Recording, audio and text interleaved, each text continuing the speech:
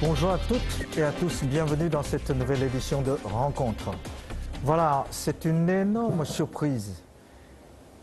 La Grande-Bretagne veut quitter l'Union européenne par un référendum historique.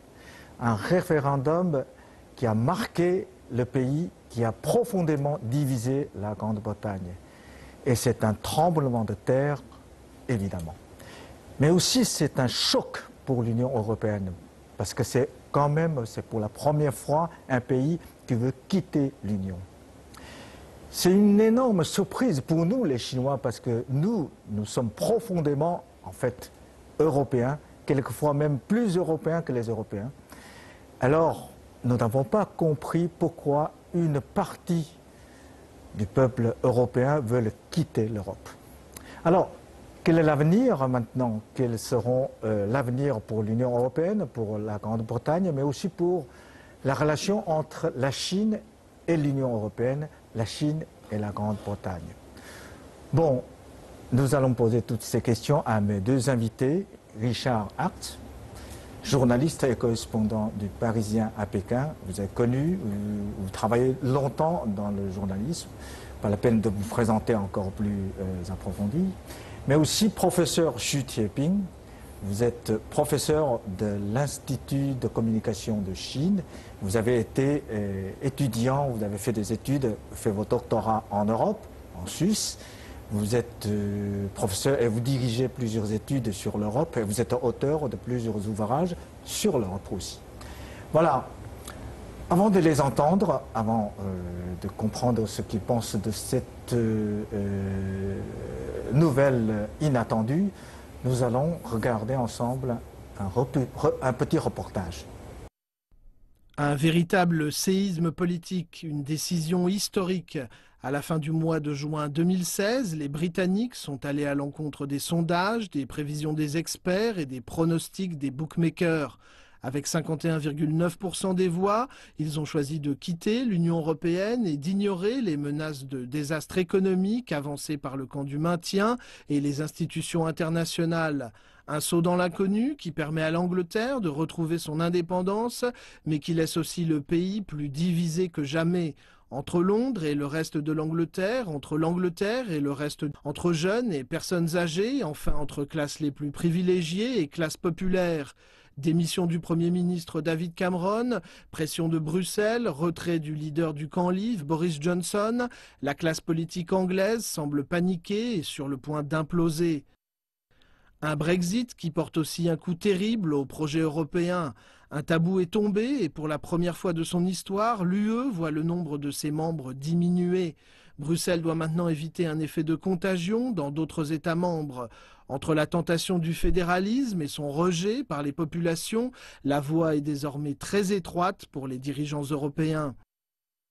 Richard, alors, c'est une énorme surprise, hein. C'est vraiment inattendu. Je crois que le moment où le Premier ministre britannique Cameron veut lancer ce référendum, dans sa tête, il pensait que le oui va l'emporter. Oui.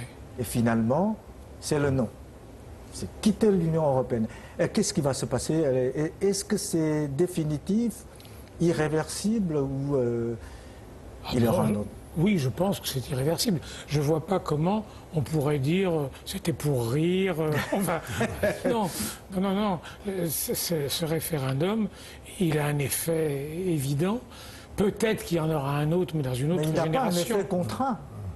Il n'a pas un effet contraignant, je veux dire. Quand même, 52% des Anglais ont voté pour le départ de l'Union. Ça ne peut pas rester comme ça. Et forcément, il va se passer quelque chose.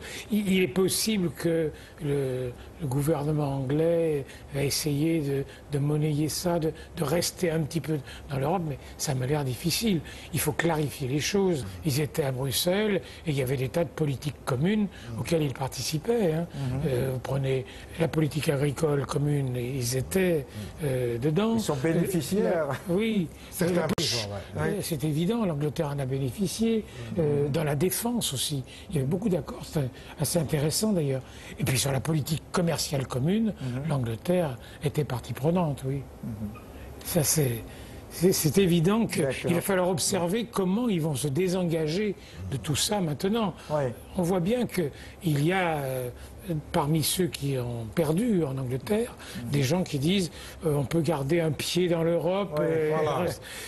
La moitié sortie, la moitié entrée. Je pense que c'est les autres Européens qui vont décider si ça continue comme ça. Oui. Hein, c'est-à-dire qu'on voit bien que la France est assez ferme actuellement. Soit vous quittez, soit vous restez. Oui. La France est assez ferme parce que je pense que Hollande voit dans le sort de l'Angleterre, la gestion de ce qui va arriver à l'Angleterre, une façon de retrouver un petit peu de force politique en France. Angela Merkel a l'air plus prudente, beaucoup plus prudente.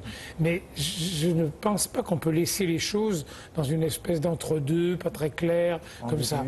Et puis il y a un autre aspect qu'il ne faut pas oublier, c'est le Pays de Galles et l'Écosse. Hein, en Écosse, il y a eu un référendum il y a 2 ans qui disait nous restons parce que comme ça nous sommes dans l'Europe, nous restons dans le Royaume-Uni. Oui, nous restons dans le Royaume-Uni parce que on est comme ça dans l'Europe. Si le Royaume-Uni s'éloigne de l'Europe, ils vont vouloir en faire un autre de référendum pour l'Écosse et pour l'Irlande du Nord. Voilà. Oui, on peut parler de plusieurs aspects, mais je pense que du point de vue de l'Angleterre, le pays est profondément divisé en tout temps. L'essentiel, c'est que finalement, c'est le Royaume-Uni, la partie unie, s'éclater, notamment ce qui est Scotland, mais aussi Irlande du Nord. Ces deux parties-là qui va vraiment mettre en question l'intégrité territoriale. Du point de vue de réaction européenne, je pense que pour le moment, c'est le discours affirmation, c'était surtout pour éviter, disons, la réaction en chaîne négative.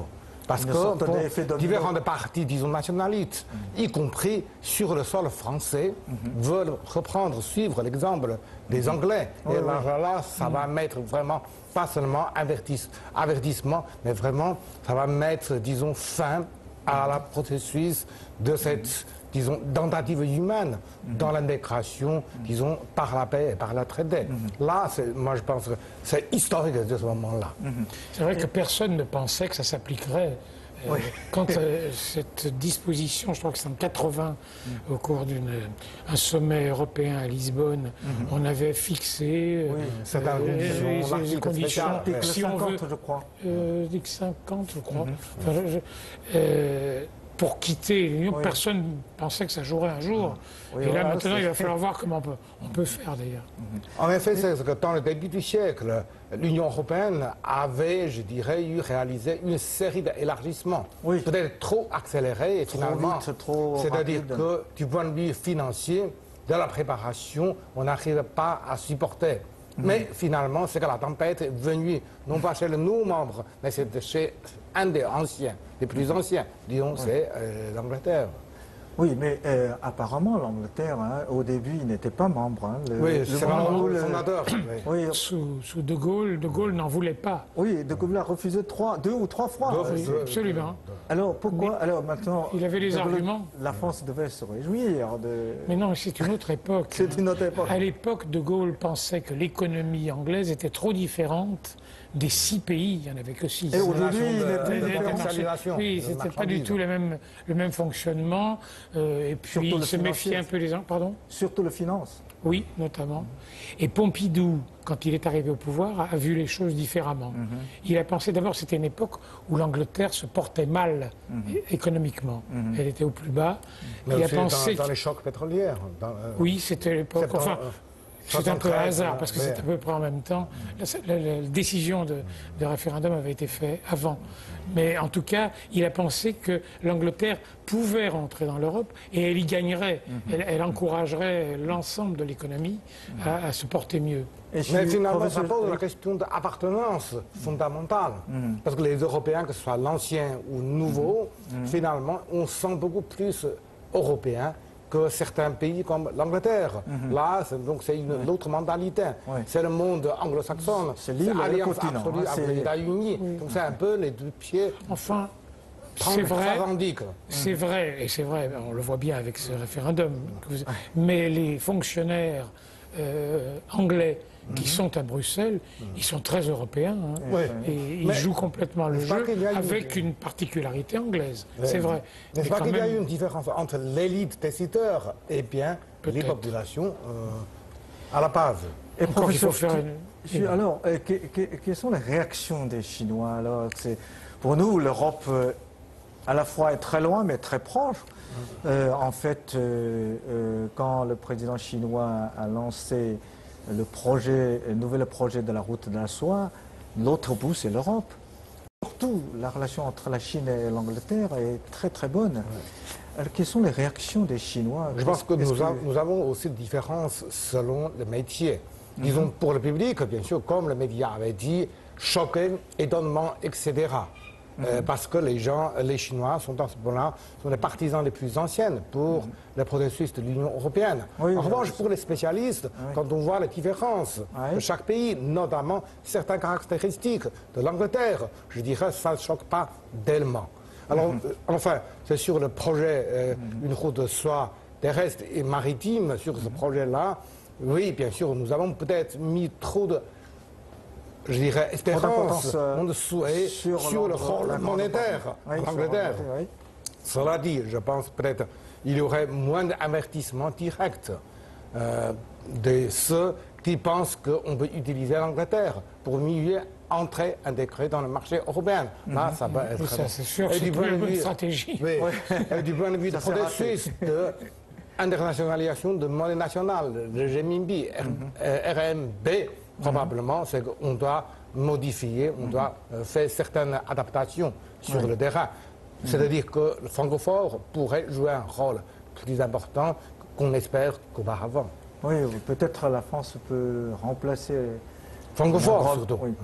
C'est-à-dire qu'on voit bien que pour la Chine, le marché commun, c'était pratique d'une certaine façon, parce que c'est une union de 27 ou 28 pays, et donc travailler avec, c'était bien, surtout qu'il y avait l'Angleterre qui était un petit peu à part. Quelque chose va changer, forcément, maintenant. La Chine s'appuie plus sur d'autres pays membres vraiment à part entière de l'Union européenne. Comme la France, par exemple. Ça peut être la France, évidemment. C'est-à-dire la route de soie maritime, le terminus s'arrête auparavant à Londres. Oui. Maintenant, bon, la termination reste encore Londres, mais peut-être, disons, les stations au milieu. Varsovie, Bruxelles, Paris et Berlin comptent beaucoup plus. Oui, c'est ça, oui. Bon, est-ce que, la question est évidente, c'est qu'est-ce qu'il y aura un effet domino?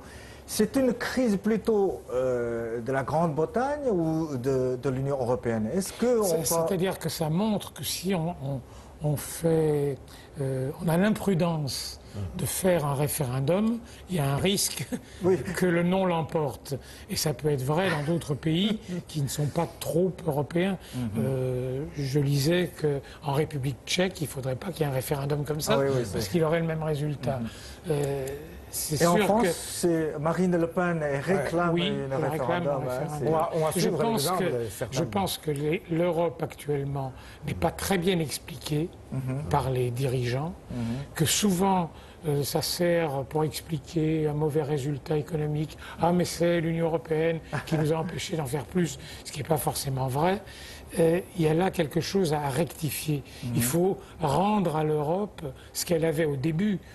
Dans les années 70 et 80, l'Europe était bien vue et ça marchait bien. Parce qu'à l'époque, l'économie, la croissance de l'économie monte et aujourd'hui, il stagne. Je crois que la vraie différence, elle est là. Mais moi, on n'a plus la croissance économique qu'on avait à l'époque où l'Europe a été lancée.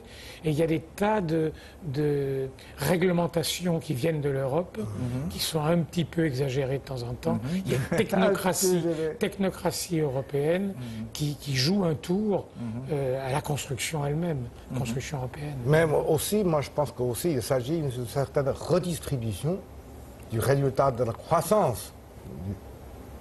Oui. C'est-à-dire que, par exemple, oui, je dirais qu'il y a toujours des gagnants dans le processus de la mondialisation, mais ça touche seulement une partie des gens haut placés, c'est-à-dire les élites, notamment dans le milieu disons, monétaire et financier et économique, et que les grandes masses se sentent, je dirais, un peu marginalisées. Ils utilisent ils condamnent, par exemple, le processus de mondialisation et comme, disons, responsable principal. Ils pensent aussi que l'Union européenne comme une sorte de bouc émissaire. C'est là qu'un sentiment eurosceptique contre ce processus. Mais ça peut être rectifié en expliquant exactement à quoi sert l'Europe. Il y a une redistribution quand même à travers l'Europe. Et puis ensuite en arrêtant de critiquer l'Europe comme on le fait un petit peu trop. D'ailleurs, sur certains sujets, je dirais, le dossier, disons, immigration, les activités terroristes, tout cela, c'est bien vraiment que les gens ont pensé que Bruxelles paraît beaucoup plus, disons, réactif, disons, moule, pas suffisamment en avant. Ainsi, il y a un courant, c'est pas seulement maintenant, depuis des décennies, de souverainisme, c'est-à-dire renationalisation de leur souveraineté. C'est là que ça pose des projets, des risques sérieux pour pas mal de pays, y compris la France ou d'autres pays. Mais cela étant, l'immigration, ce n'est pas exactement dans les compétences de l'Europe. Hein. Oui, mais tout de même, c'est simplement si on accuse l'Europe d'y être pour quelque chose, il y a quelque chose de faux là-dedans. C'est-à-dire que oui, parfois l'Union européenne est considérée comme bouc émissaire, mais je pense que ce sont des questions inévitables. Quand on a fait un processus de transfération de souveraineté, d'abord monétaire et en partie, je dirais, économique, et on garde tout de même la souveraineté politique et militaire. C'est là que l'Europe, Bruxelles, a trop la difficulté de se jouer entre ces deux courants. Faut-il que l'Union européenne reste seulement une famille de commerce, dit de valeurs communes, ou simplement vraiment une organisation supranationale? Elle est entre les deux. C'est là que, je pense, les partisans restent profondément divisés. Voilà, ça c'est une bonne question. Hein. Alors aujourd'hui, sans la Grande-Bretagne, l'Union européenne va aller dans le sens d'une sorte de fédéral ou une sorte de marché commun? Il va avancer ou il va reculer? L'espoir de la France, si j'entends ce qui a été dit un petit peu en France, c'est qu'elle va avancer. On a presque l'impression, quand on écoute par exemple le Premier ministre Valls, j'ai lu ça à l'Assemblée, qu'il pense que la France va pouvoir profiter du retrait anglais pour recomposer, réunir l'Europe qui en a besoin, notamment avec les anciens pays de l'Est, qui sont un peu loin de la construction européenne telle qu'elle est. Il faut les remotiver, les faire participer à des politiques communes beaucoup plus. Aujourd'hui, moi, je pense que ce n'est pas seulement la question de volonté, mais c'est le moyen, le moyen financier. La période de crise économique. On pense par exemple à certains pays, disons, scandinaves, qui sont beaucoup plus riches, qui ont toujours une sorte de vache gratuite, c'est-à-dire payer tous les temps.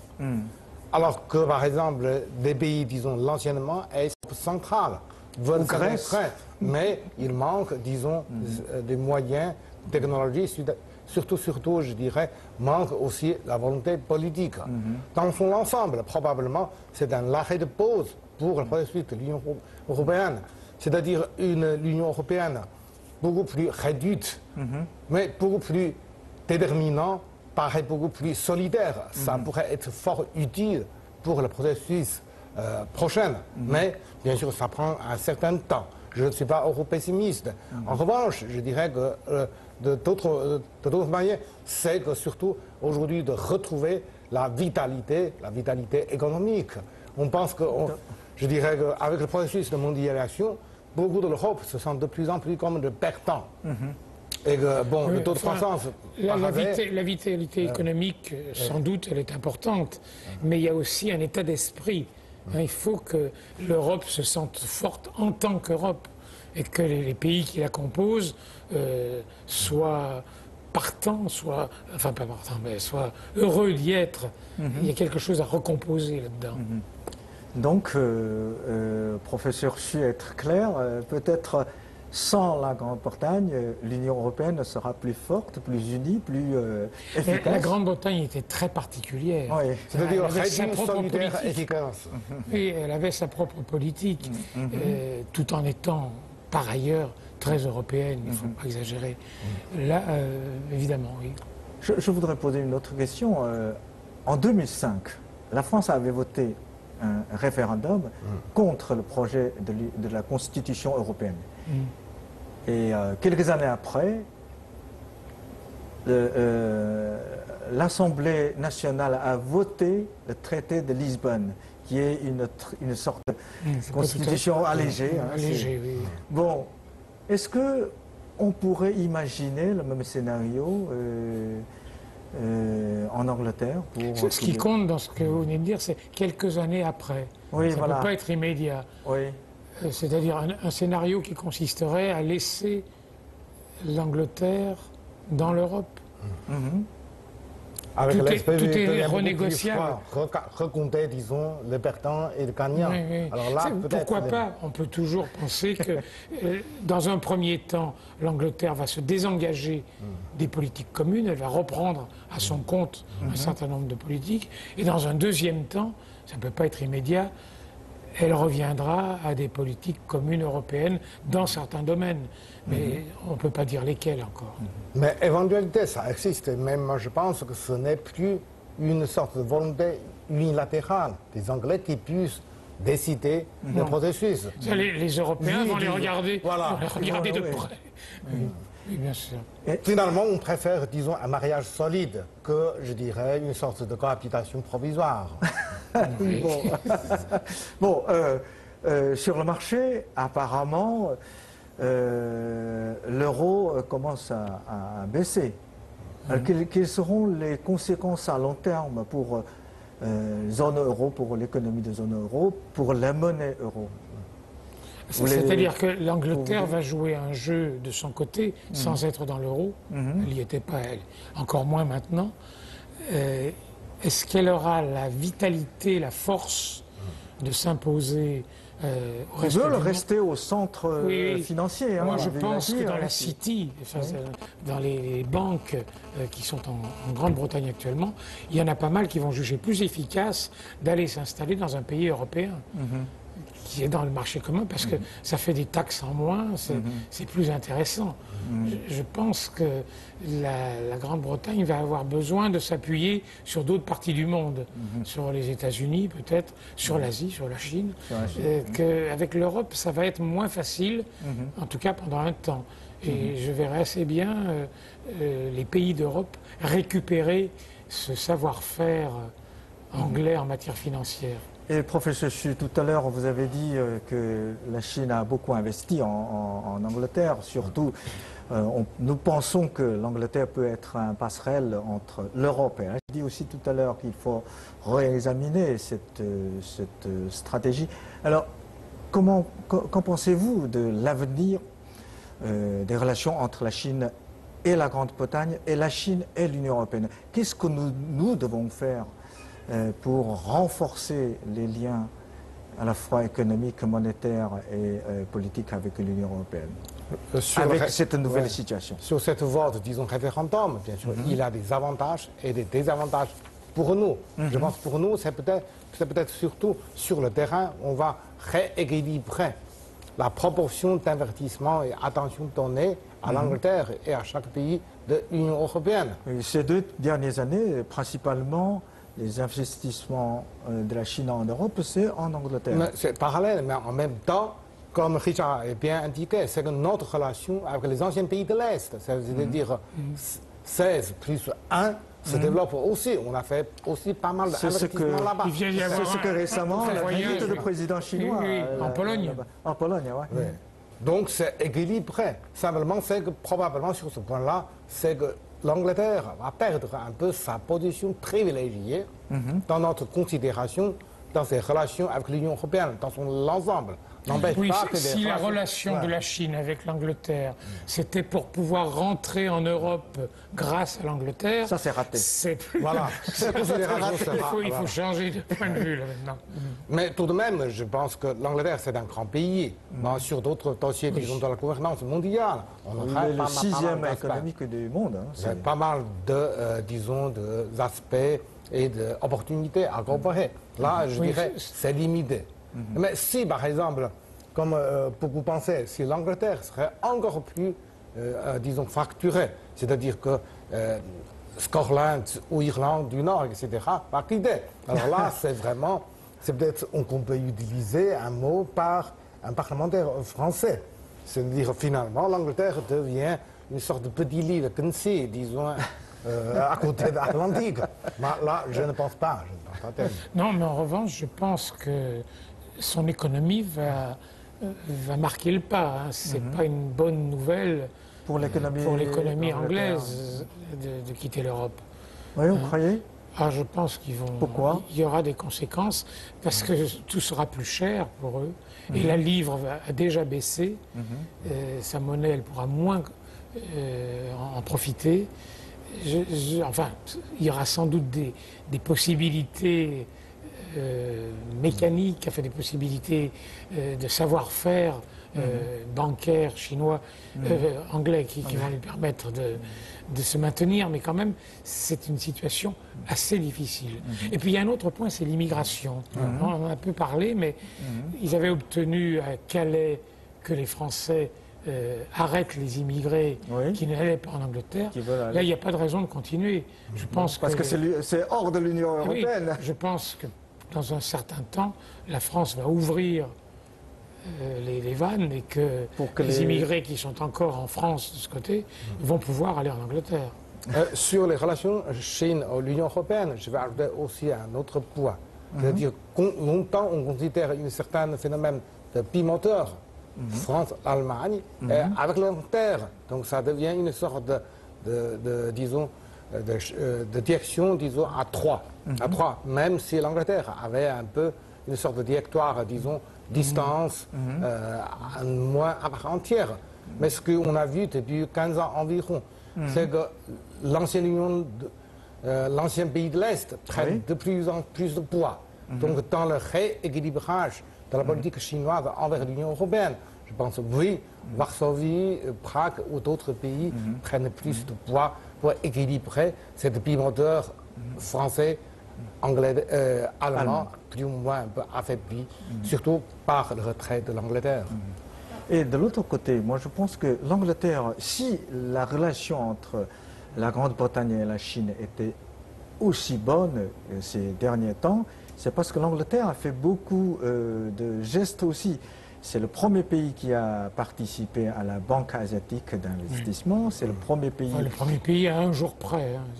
Oui. Les premiers, mais les autres sont arrivés après. Mais le premier pays... vous savez, quand Jacques Chirac avait changé la position de la France à Genève sur la position du droit de l'homme en Chine, la Chine a considéré la France comme un grand pays, grand ami.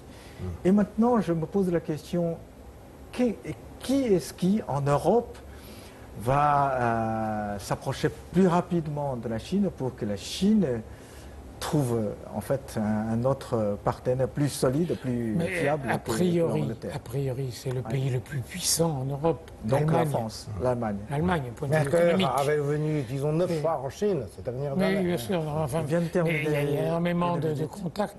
Ensuite, avec la France, je considère que la relation entre la Chine et la France est bonne actuellement. Sous la présidence Hollande, ça s'est bien passé, globalement. Est bonne, mais c'est un mot assez faible, en fait, dans les relations internationales. Par rapport à la période Sarkozy, ça va mieux. Moins d'embêtes. Moins de turbulences. Oui, d'accord. Bon, merci beaucoup. Merci pour vos analyses. On verra. Hein, ce qui va se passer. C'est la première fois dans l'histoire de l'humanité. Bon, merci professeur Xu, merci Richard. Et merci aussi pour nos chers téléspectateurs. Merci pour votre fidélité et à très bientôt.